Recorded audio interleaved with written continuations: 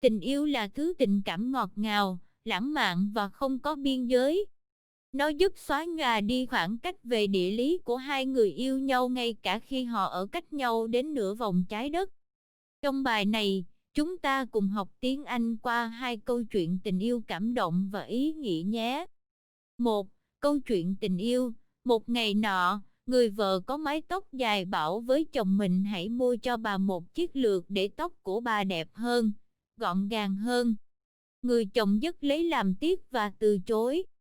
Ông giải thích rằng hiện tại thậm chí ông còn không có đủ tiền để sửa chiếc dây đồng hồ vừa bị hỏng. Người vợ không đòi hỏi chồng mình nữa. Người chồng đi làm, ngang qua một cửa hàng đồng hồ. Ông quyết định bán chiếc đồng hồ hỏng của mình với giá rẻ và mua một chiếc lược cho vợ. Buổi tối, ông trở về nhà với chiếc lược tặng vợ trên tay. Ông đã vô cùng sửng sốt khi nhìn thấy tóc vợ đã ngắn. Bà đã bán tóc của mình và đang cầm một sợi dây đồng hồ mới. Những giọt nước mắt cùng rơi trên gương mặt họ, không phải vì những việc họ làm là vô ích, mà vì tình yêu thương hai người dành cho nhau. Yêu thôi chưa là gì cả, được yêu đã là một chút gì đó, nhưng yêu và được người mình yêu thương đáp trả, đó mới là tất cả. Tình yêu không phải là điều dĩ nhiên, mà là những nỗ lực từ cả hai phía. 2. Cà phê muối. Chàng trai gặp cô gái tại một buổi tiệc. Cô gái thật đẹp, và nhiều chàng trai vây quanh trong khi chàng bình thường và không ai để ý. Cuối buổi tiệc, chàng trai mời cô gái đi uống cà phê. Cô gái ngạc nhiên, nhưng vì lịch sự, nên đồng ý. Họ ngồi trong một quán cà phê đẹp. Chàng bối rối không biết nói gì, còn cô gái cảm thấy không thoải mái và suy nghĩ, làm ơn cho tôi về nhà. Đột nhiên chàng trai hỏi người phục vụ, xin cho tôi một ít muối. Tôi muốn cho vào cà phê. Mọi người nhìn chàng trai thật lạ. Chàng đỏ mặt nhưng vẫn để muối vào cà phê và uống. Nàng hỏi một cách tò mò, tại sao anh có sở thích này? Chàng trả lời, khi còn bé, anh sống gần biển. Anh thích chơi trên biển và cảm nhận hương vị biển, giống như thưởng thức cà phê muối.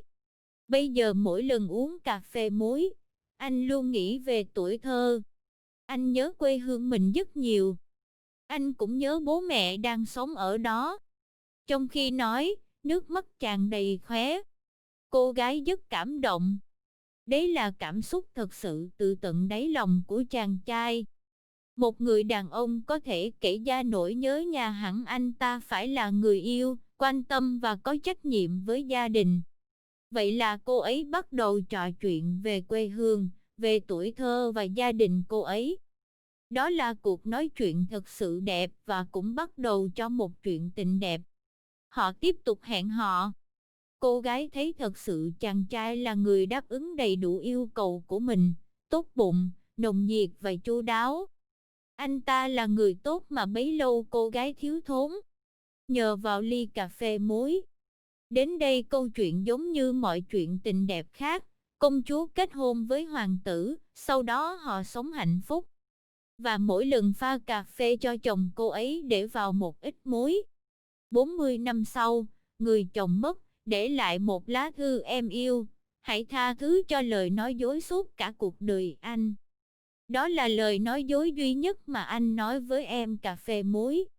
Em nhớ lần đầu tiên chúng ta hẹn hò không? Lúc đó anh rất bối rối.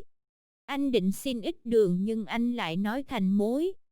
Thật khó khăn cho anh để thay đổi, anh đã định nói cho em biết sự thật rất nhiều lần. Nhưng anh quá sợ để làm điều đó, thế là anh hứa không nói dối em thêm lần nào nữa. Bây giờ anh không còn, anh không sợ gì, vì vậy anh nói cho em biết sự thật, anh không thích cà phê muối. Hương vị nó thật tệ làm sao. Nhưng anh đã uống cà phê muối suốt cả cuộc đời mình. Kể từ khi quen biết em, anh chưa bao giờ cảm thấy hối hận bất cứ thứ gì anh làm cho em. Có em bên cạnh là hạnh phúc lớn nhất của cả cuộc đời anh. Nếu có thể sống lần thứ hai, anh vẫn muốn làm quen em và có em suốt cả cuộc đời, ngay cả anh phải uống cà phê muối lần nữa. Nước mắt người vợ làm lá thư hoàn toàn ướt. Một hôm, ai đó hỏi, hương vị cà phê muối thế nào? Nó ngọt lắm, bà ấy trả lời.